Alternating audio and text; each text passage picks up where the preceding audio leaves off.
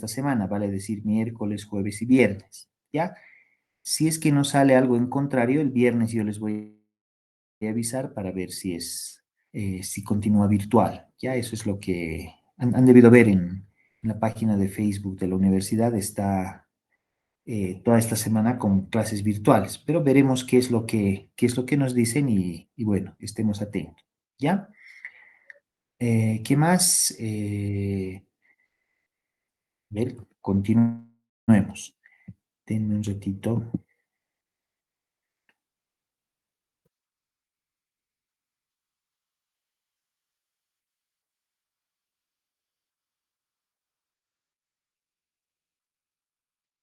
Tiempo todavía.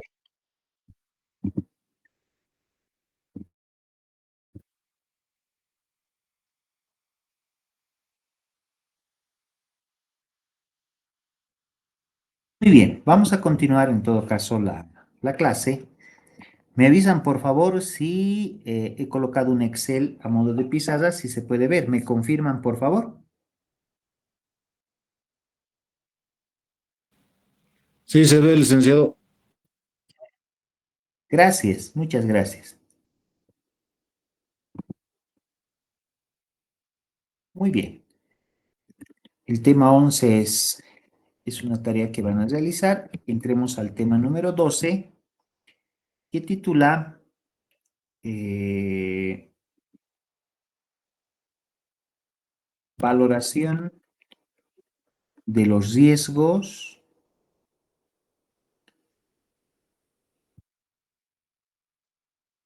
de representación errónea de importancia relativa. ¿Ya? Ese es el tema número 12. Les he dejado el tema, vamos a revisar algunos puntos de los más significativos como para ir continuando la parte teórica. Un poco para ir en orden, estamos en el tema 12.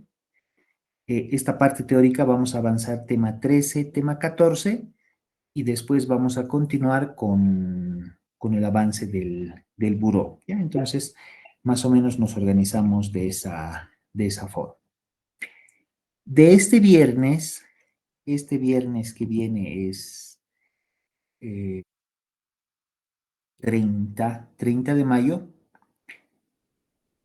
posiblemente el subsiguiente viernes sea el control de lectura, ¿ya? Pero el siguiente viernes quedamos bien cuándo va a ser la fecha, ya no nos adelantaremos. Mañana o más tarde voy a subir el siguiente control, el que nos tocaría es el control 4, lo voy a subir para que de a poco vayan revisando. ¿Listo? Entonces, poco para ir en orden.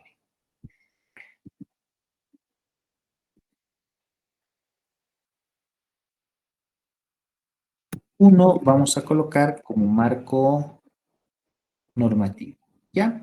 Este tema lo vamos a desarrollar de acuerdo a lo establecido por la NIA 315, pero esta valoración de los riesgos a ojos de la NIA 315, estamos hablando también a cuál va a ser la respuesta del auditor a los riesgos, ¿ya? Si bien hacemos la valoración, pero en esencia esto significa, ¿y cuál va a ser la respuesta del auditor frente a estos riesgos? ¿Ya? Eso es lo que vamos a ver. A ver, dos, voy a colocar introducción. Como ya dijimos anteriormente, el riesgo de auditoría es igual al riesgo inherente por el riesgo de control por el riesgo de detección. ¿No ves la fórmula del riesgo de auditoría? El riesgo inherente, este lo voy a pintar, y el riesgo de control, ambos riesgos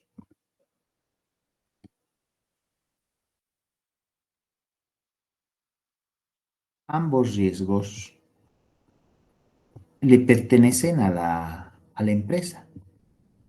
Estos dos riesgos son riesgos de la empresa. Este riesgo inherente depende de la naturaleza del mismo negocio, de cuán complejo puede ser el negocio y obviamente cuando estuvimos dos temas hacia atrás, les decía qué elementos se debe considerar como para que este riesgo inherente sea alto. Y además dijimos que cuando este riesgo es alto, se llama riesgo significante en otro tema y también dijimos qué condiciones deben ocurrir o qué es lo que la norma plantea como cuando este riesgo es alto. En toda empresa existen controles y ya hemos visto el tema de controles internos. ¿Desde qué son los controles? Es un proceso, dijimos, diseñado por la dirección, la gerencia y personal clave de la empresa, cuyo objetivo es el de brindar seguridad razonable en el cumplimiento de los objetivos de una empresa.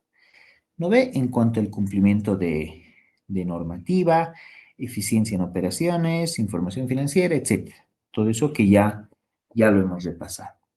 Entonces, si bien el riesgo inherente se da por la naturaleza del negocio, voy a adicionar a uno de sus compañeros, se da por la naturaleza del negocio, el riesgo de control, este riesgo, se lo mide en función de cómo es que los controles han sido diseñados e implementados en el negocio. ¿Ya? Entonces, este riesgo de control, voy a colocar una flecha, este riesgo de control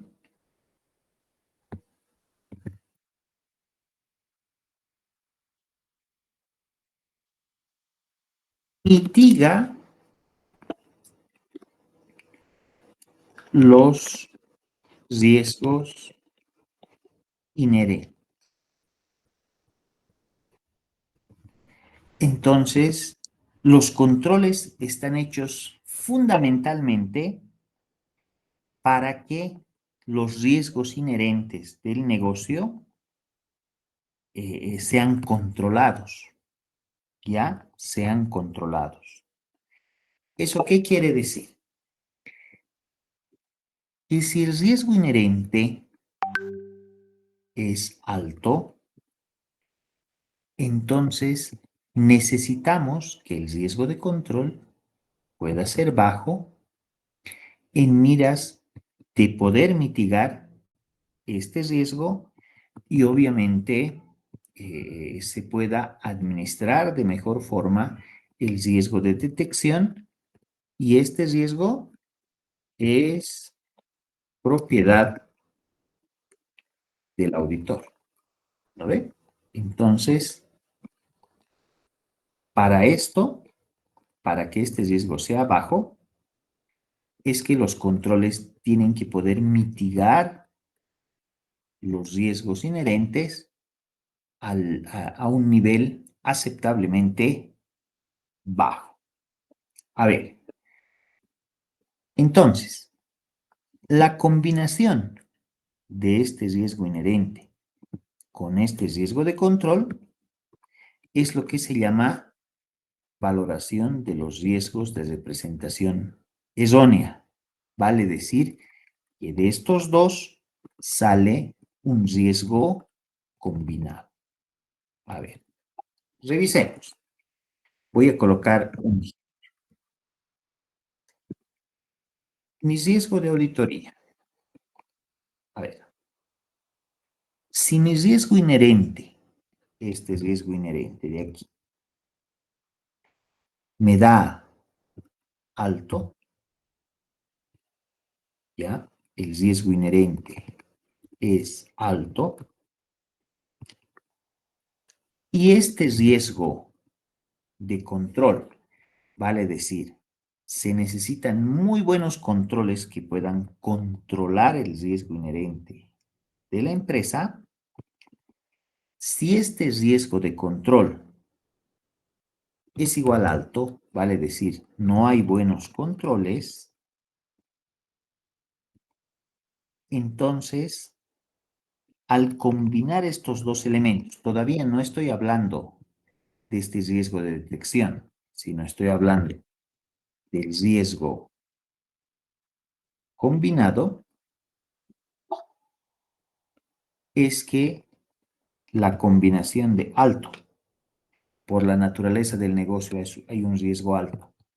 Los controles no pueden mitigar esto, por tanto, el riesgo combinado es alto.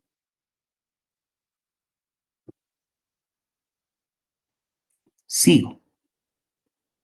Si este riesgo inherente es alto, pero los controles, estos controles de aquí, funcionan de manera que los riesgos son ya moderados, o sea que se puede controlar de cierta forma, el riesgo combinado es moderado. Fíjense que el riesgo combinado casi siempre va a obedecer a cómo va el riesgo de control. Sigo. Si el riesgo inherente es alto y mis controles son tan buenos, tan eficientes, tan eficaces, que el riesgo de control es bajo, entonces el riesgo combinado va a ser bajo. Entonces, independientemente en cómo esté el riesgo inherente, lo que va a determinar el riesgo combinado cuando el riesgo interno, el riesgo inherente es alto, es que va a depender de cómo es que el riesgo de control se maneja. A ver, sigamos. Esto es en ejemplos donde el riesgo inherente es alto, donde ha habido cambios importantes en el negocio, donde ha habido operaciones de fusiones, donde la forma como el negocio opera requiere de bastantes especialistas en la valoración, etcétera. Todo lo que hemos visto, indicadores de riesgo alto. Ahora, me voy al otro extremo. ¿Qué pasa si voy a auditar una empresa que vende hamburguesas? Lo que les decía en clase. Preparar una hamburguesa no es complejo ese negocio, uno lo puede entender. No se necesita especialistas. Entonces voy a colocar que mi riesgo es bajo, ¿ya? El riesgo inherente es bajo, porque es un negocio que no es complejo. Vender hamburguesas no es complejo. Entonces, si el riesgo inherente es bajo y mis controles, no tengo controles y mi riesgo es alto, una combinación interesante, ¿no? Un negocio fácilmente entendible, no complejo, pero que pese a eso no le ponemos controles, y el riesgo combinado sigue siendo alto. ¿Por qué? Porque es un negocio no complejo, pero como no hay controles, el riesgo es alto, entonces mi riesgo combinado va a ser alto.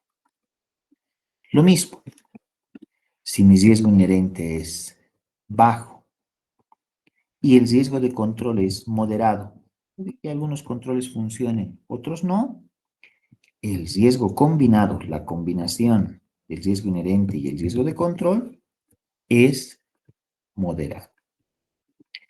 Finalmente, si el riesgo es bajo Y pese a eso, hay buenos controles que hacen que mi riesgo de control sea bajo. El riesgo combinado va a ser bajo. Entonces, fíjense, ¿dónde, dónde realmente se necesita que los controles sean bastante fuertes? Cuando el riesgo inherente es alto. Si bien cuando el riesgo inherente de un negocio es bajo, si bien estos controles no pueden funcionar adecuadamente, pero aún así no nos va a complicar mucho en el riesgo combinado una vez que nosotros emprendamos con nuestra auditoría. A ver, hasta ahí. Si tienen alguna duda, me preguntan, por favor. Entonces, recapitulando, el riesgo inherente por el riesgo de control, ambos dijimos que son riesgos de la empresa. Y este tercer riesgo, el riesgo de detección, el riesgo de que el auditor pueda detectar algo, ese riesgo es propiedad del auditor. Entonces, una vez que tenemos el riesgo combinado, es que el auditor ya está en condiciones de poder ver cómo es que va a ser el riesgo de detección. Y el riesgo de detección, voy a anotarlo, este riesgo de detección tiene que ser bajo. El trabajo del auditor se concentra para que estos riesgos que encontremos en el negocio y a nivel de controles sea bajo. Vale decir que el riesgo de detección tiene que ser bajo. Así el riesgo combinado sea alto. El riesgo de detección siempre tiene que ser bajo y el auditor tiene que dar una respuesta como para que este riesgo sea aceptable. Esa es la palabra que utilizan las normas internacionales de auditoría. Sea un riesgo aceptablemente bajo.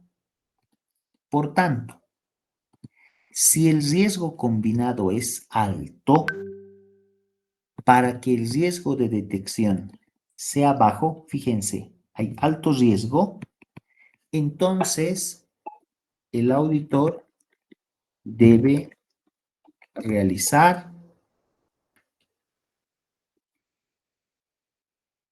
el trabajo. Porque esto tiene que ser bajo, está alto. Para bajar este alto abajo, el auditor debe realizar mucho trabajo. Si el riesgo combinado es moderado, entonces el auditor realizará un trabajo también moderado. Y si el riesgo combinado es bajo, entonces puede que se apliquen procedimientos simples de auditoría. ¿Ya? Esa es la lógica. Aquí volvemos a repetir, ¿no? Esto, en este caso, cuando el riesgo inherente es alto. En este otro ejemplo, cuando sabemos que el riesgo inherente es alto, pero los riesgos de control no son buenos, y fíjense, este estaba bajo, y por culpa de que los controles son malos, el riesgo combinado se vuelve alto, y el riesgo de detección tiene que ser bajo, Entonces aquí nuevamente el auditor realiza mucho trabajo. Si es moderado, de la misma forma, el auditor va a tener que realizar un trabajo moderado para bajar este riesgo. Y por otro lado, si el riesgo combinado es bajo, de la misma forma puede que apliquemos procedimientos simples de auditoría. La auditoría es en base a riesgos. Entonces, fíjense, si el riesgo es alto, entonces esto deriva en realizar mucho trabajo en ambos casos. Alto, el auditor realiza mucho trabajo. Por eso es que les indicaba, en algún caso, si una empresa no tiene buenos controles, les decía, si es que la gerencia, la alta gerencia no está comprometida con que los controles son fundamentales como para que el negocio funcione, entonces esta es una empresa que no se respira a controles y para poder administrar mi riesgo como auditor, tengo que analizar si realmente me conviene entrar a auditar esta empresa, porque como no tiene controles, de hecho ya sé que esta es una empresa que tiene muchos problemas, que va a haber muchos problemas, que como auditor puede que no detecte muchos problemas y por ende mi riesgo no lo pueda administrar. Entonces fíjense que existe una relación de que si el riesgo es alto, necesariamente tenemos que hacer mucho trabajo. A ver, voy a aterrizar esto en un ejemplo. Si yo tengo el mayor, voy a colocar gastos de operación de un negocio,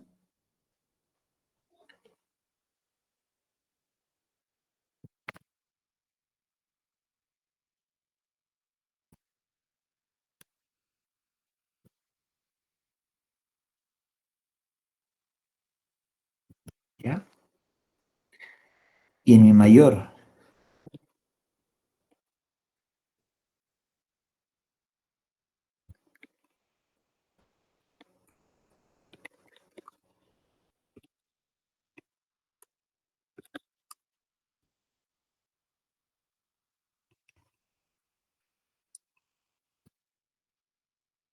todo este mi mayor,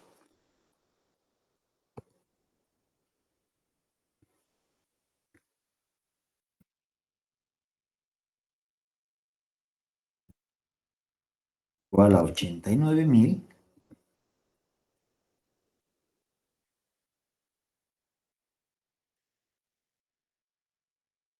y son 1, 2, 3, 4, 5, 6, 7.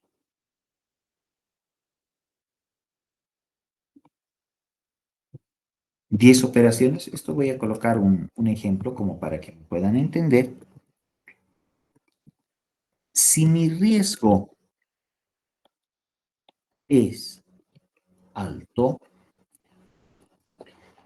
entonces, si mi riesgo, perdón, si mi riesgo combinado es alto,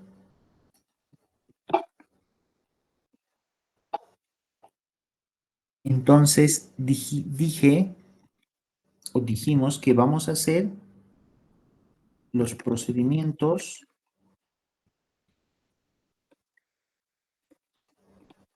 de auditoría van a ser extensos. Vale decir que seguramente voy a tener que auditar casi todo. Voy a agarrar los más grandes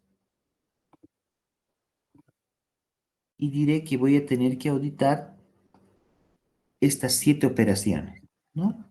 Entonces, se va a auditar las 7 operaciones más grandes del ejemplo. Porque esta empresa tiene problemas, su riesgo es alto. Y yo, para poder emitir mi informe y decir que estos estados financieros presentan razonablemente, es que voy a tener que hacer mucho trabajo. A eso es a lo que se refiere, obviamente, en los rubros donde este riesgo sea alto. Ahora, si mi riesgo es moderado, entonces voy a realizar procedimientos de auditoría moderados. Eso dijimos. Entonces, quién sabe, no voy a auditar los 7, sino que voy a colocar eh, este de aquí, este de 12, este de 10, este de 4 y este de 3. En este caso, voy a auditar las 5 operaciones más grandes. ¿Por qué es moderado? No quiere decir que todo esté mal. Entonces, auditando la mitad de los más grandes, puedo bajar mi riesgo de detección a un nivel bajo. Por otro lado, por otro lado, si mi riesgo combinado es bajo, sé que hay buenos controles, sé que no voy a encontrar muchos errores aquí, quién sabe me anime a auditar 3 y audito las 3 operaciones, mi riesgo es bajo, no voy a tener mucho problema porque sé que existen buenos controles en sistema de información que hacen que el negocio esté controlado en sus cifras. ¿Se ubican? Entonces, bajo ese punto de vista, ¿qué tipo de negocios nos conviene auditar? Porque no se olviden que una firma de auditoría al final es un negocio, ¿no ve? Es un negocio donde uno factura y obviamente va a generar ingresos para la firma. Desde el punto de vista de negocio, si yo soy el socio de auditoría, sí o sí voy a querer tener en mi cartera de clientes empresas que tengan un riesgo combinado bajo. El riesgo inherente no lo podemos controlar. El riesgo de control sí. Si una empresa tiene muy buenos controles o excelentes controles o controles que funcionan bien, entonces esto me da una garantía de que las operaciones de la empresa estén bien. Por ende, me conviene trabajar con empresas que tienen un riesgo bajo o inclusive con empresas que tienen un riesgo moderado.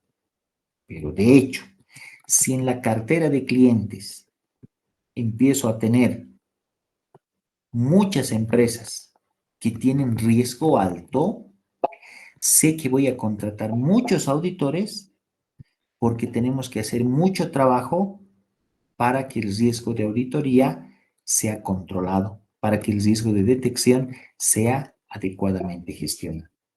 A eso es a lo que hace referencia la respuesta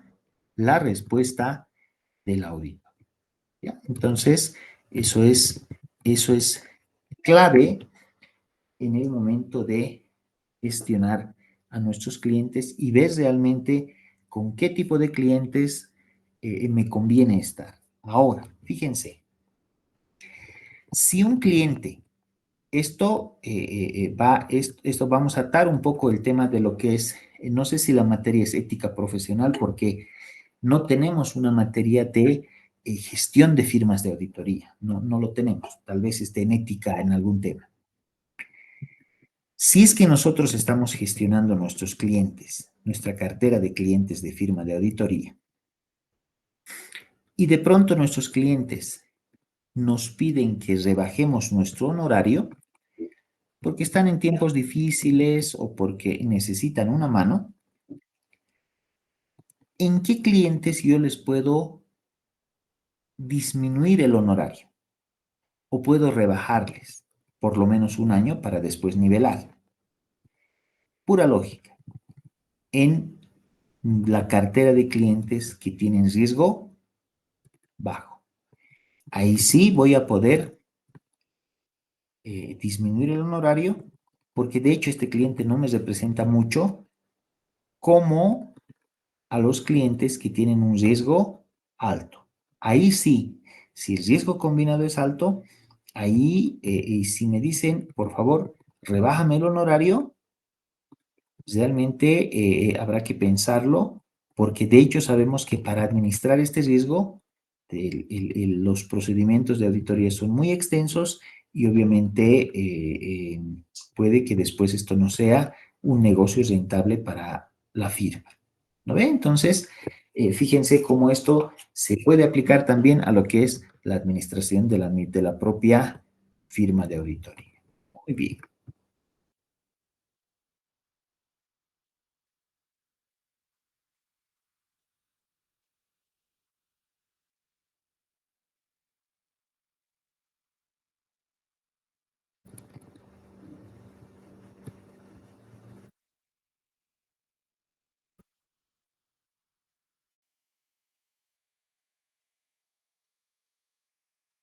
Denme un ratito, estoy viendo qué parte del material podemos estudiar. Muy bien. A ver, tres generalidades. Muy bien. Los riesgos de auditoría se deben evaluar a dos niveles. Primero, a nivel de estados financieros y después a nivel de ciclos de transacciones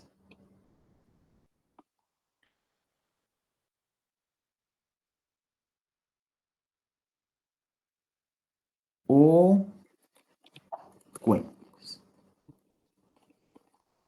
Entonces, cuando continuemos con nuestro buró, vamos a hacer la valoración a nivel de estados financieros primero y después vamos a evaluar los riesgos a nivel de ciclos de transacciones o cuentas. Cuando decimos a nivel de estados financieros, es que tenemos que evaluar los riesgos de todo el negocio, de nuestro cliente, ¿ya? Todo. Se recomienda, se recomienda que cuando estamos evaluando todos los riesgos del negocio a nivel del conjunto de los estados financieros, no sobrepasar los 10 riesgos. Esto me animaría a decir que es mucho hablar de 10. Mínimo, por lo menos debería de haber 3. Y si en una lluvia de ideas empezamos a encontrar muchos riesgos, lo máximo de que deberíamos de colocar son 10. Ojo, porque esto va a ser la carta de navegación que va a guiar nuestra auditoría. Y tiene que ser lo mismo cuando estemos evaluando los riesgos a nivel de ciclos de transacción o a nivel de cuenta. Muy bien. Quiero ahondar en estos conceptos ahora. A nivel de estado financiero, no cabe. Existen dos enfoques de cómo se realiza la auditoría a los componentes de los estados financieros. Un enfoque es agruparlos por ciclos de transacciones. Eso quiere decir que tenemos que mapear cuántos ciclos de transacciones tiene un negocio. Voy a ir a un ejemplo muy sencillo. Y sigo con mi ejemplo. Esta es una empresa que se dedica a la comercialización de hamburguesas. Simple, un negocio muy simple. ¿Qué ciclos de transacción va a tener? Una empresa vive por sus ventas. El asiento contable de una venta es, sacamos cuentas por cobrar y abonamos ventas. Estoy obviando los impuestos. Entonces, toda vez que hay un registro de cuentas por cobrar, un cargo a cuentas por cobrar, hay un abono en ventas. Por ende, esta transacción, esto se llama el ciclo de cuentas por cobrar y ventas. ¿Eso qué quiere decir? Que cuando audite cuentas por cobrar, automáticamente voy a auditar las ventas. ¿No ve? En auditoría es pecado hacer doble trabajo. Entonces vale decir que si aquí yo tengo cuentas por cobrar, mi mayor,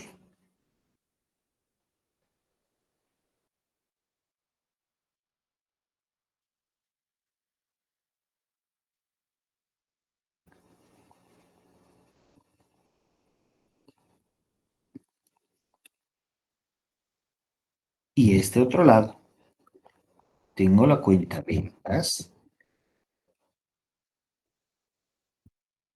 ¿no ve? Si aquí voy a debitar 1000, aquí voy a abonar 1000. Y aquí dirá comprobante diario, ingreso número 1, aquí es el comprobante diario, ingreso número 1. Si aquí voy a debitar 300, aquí también va a ser 300. Si aquí voy a debitar 5000, aquí voy a abonar 5000. ¿Se acuerdan? En una clase les dije cuál es el asiento de una venta de un sistema realista. Este es el asiento por excelencia que un sistema realiza. Y después, si ese momento va a cobrar, se carga caja contra cuentas por cobrar, con un siguiente comprobante. Entonces, eso quiere decir que toda la vida cuentas por cobrar van a cuadrar con las ventas. Sin cuentas por cobrar en un sistema, si se ha diseñado adecuadamente el sistema contable, aquí voy a poner 20. Y si tengo 1000 transacciones, aquí en este lado de las ventas también tendré que tener las 1000 transacciones. Entonces, cuando audite esto,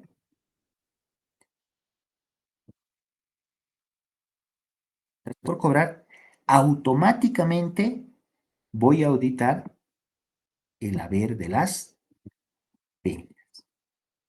Entonces, como voy a auditar el ciclo de cuentas por cobrar y ventas, automáticamente audito cuentas por cobrar, ventas, automáticamente voy a auditar el débito fiscal, el IT, etcétera. Todo lo que requiere una venta por ciclo de transacción. Otro ciclo de transacción. Otro ciclo de transacción de esta empresa que vende hamburguesas es el ciclo de transacción de costo de ventas contra inventarios. Cada vez que vendo una hamburguesa, doy de baja el pan, doy de baja la lechuga, la carne, y eso se vuelve costo de venta. Esto se denomina el ciclo de costo de ventas e inventarios. ¿Sabe? Dos ciclos importantes en este negocio. Y ahí puedo ir enumerando otros ciclos más de transacción, como es el caso de gastos operativos contra cuentas por pagar. A esto se llama ciclo de gastos y pasivos corrientes. ¿Qué más? Y así tengo el ciclo de activos fijos, el ciclo de planillas, que son todos los asientos de planilla, etcétera, etcétera, etcétera. Entonces, bajo este enfoque, identificamos los ciclos de transacción. El el otro enfoque es con un enfoque en cuentas. Punto. Nos centramos en auditar las cuentas tal cual están en el balance y en el estado de resultados. Vale decir que vamos a auditar disponibles, cuentas por cobrar, inventarios, etcétera. Llegamos al estado de resultados, vamos a auditar ventas, costo de ventas, etcétera. Nos vamos a concentrar en las cuentas. Este segundo enfoque es un enfoque mucho más sencillo. El primero requiere experiencia y hacer pruebas que puedan cruzar los ciclos de transacciones. No obstante, para nuestro buró, como estamos desarrollando académicamente recién papeles de trabajo, etcétera, para nuestro buró vamos a ver este enfoque, el enfoque en base a cuenta. Con ese enfoque es el que vamos a dar continuidad a la resolución de nuestro buró. No obstante, también existe este otro enfoque que es en base a ciclos de transacción. ¿Ya? Entonces, para recapitular este punto, es los riesgos de auditoría se deben evaluar a dos niveles. A nivel de estados financieros, a nivel macro, para ver los riesgos a nivel de negocio, y dijimos que se recomienda que no pasemos de los 10 riesgos máximo y que como mínimo tengamos 3 riesgos. Y a nivel de detalle, hay dos enfoques. O son ciclos de transacciones o cuentas. Los ciclos de transacciones se construyen a través de los ciclos de operación habitual que tiene una empresa, o el otro enfoque es en base a cuentas, haciendo un barrido de, empezando de la primera a la última cuenta. Y en el buró dijimos que vamos a utilizar este. Muy bien. Continuemos.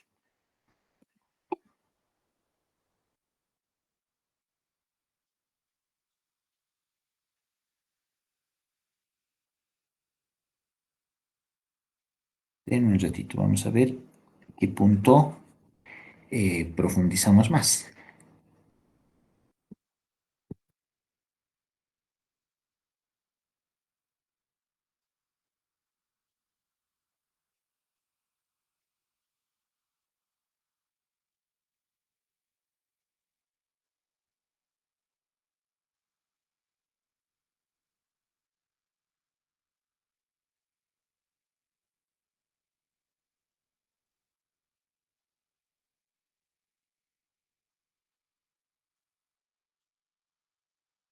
Muy bien. En este punto, en este punto, en un, en lo que es un proceso de auditoría, dijimos que el proceso de auditoría va a iniciar con la aceptación y continuación del cliente.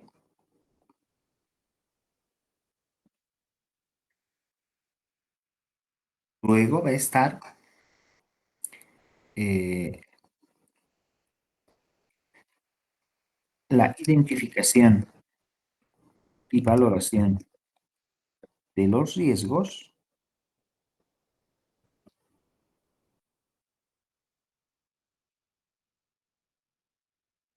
Aquí. Y después va a estar la respuesta a los riesgos con pruebas de auditoría.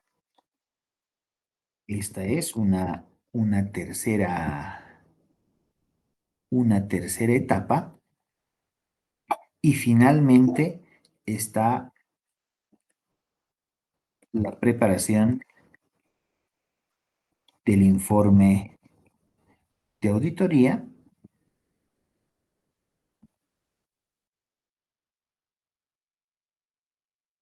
Hoy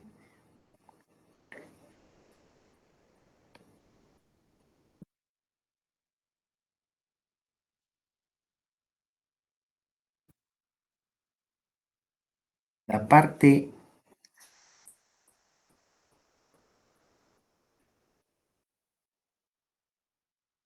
teórica, y hemos visto aceptación y continuación del cliente. Con este tema, vamos a terminar la identificación y valoración de los riesgos y después de a poco vamos a entrar a una transición para después ver la respuesta a los riesgos y obviamente ya entraremos a las pruebas de auditoría. Si quieren, en términos de avance de nuestra materia, en la parte teórica estamos a punto de ingresar a la respuesta a los riesgos. En nuestro buró ya nos falta un poquito para acabar la identificación y valoración de riesgos, que yo creo después de 2 clases ya vamos a darle continuidad y ya vamos a entrar enteramente a la respuesta a los riesgos. En la materia de gabinete de auditoría financiera, lo que estudiamos, lo que deberíamos de estudiar de acuerdo a nuestro avance es esta parte.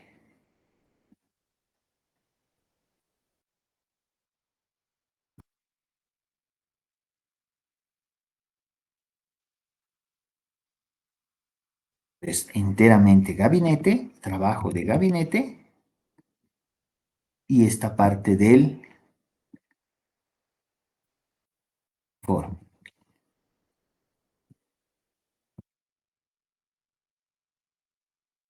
Eso es enteramente gabinete de auditoría y esta parte de respuesta a los riesgos se entiende que en un año normal, no, quiero exceptuar a curso de verano donde todo es acelerado y no se puede ver a profundidad, es que esto es materia de auditoría financiera y en este procedimiento gabinete de auditoría es esta parte y la parte del informe. Esta parte es auditoría financiera.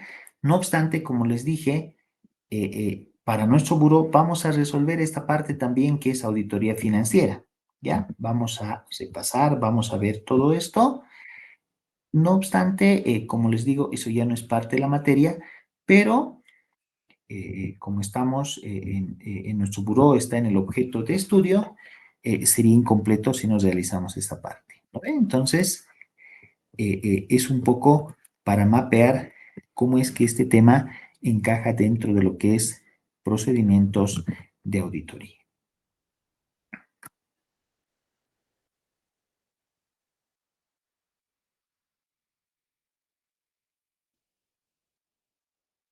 Además del documento que ustedes tienen, revisen por favor este tema, el tema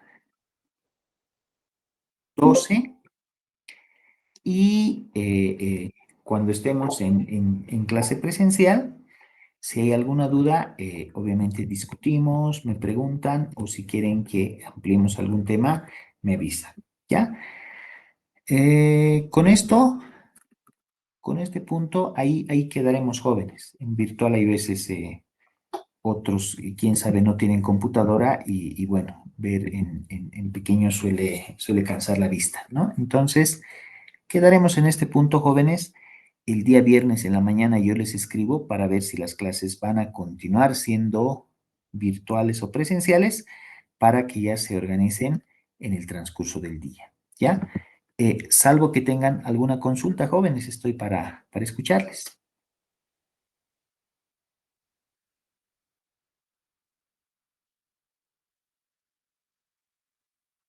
Muy bien, creo que no hay nada, ¿ya? Entonces, jóvenes, que tengan un descanso reparador, jóvenes. Nos vemos la siguiente clase. Un abrazo a todos. Hasta luego. Hasta luego, licenciado. Luego, licenciado. Hasta luego, jóvenes.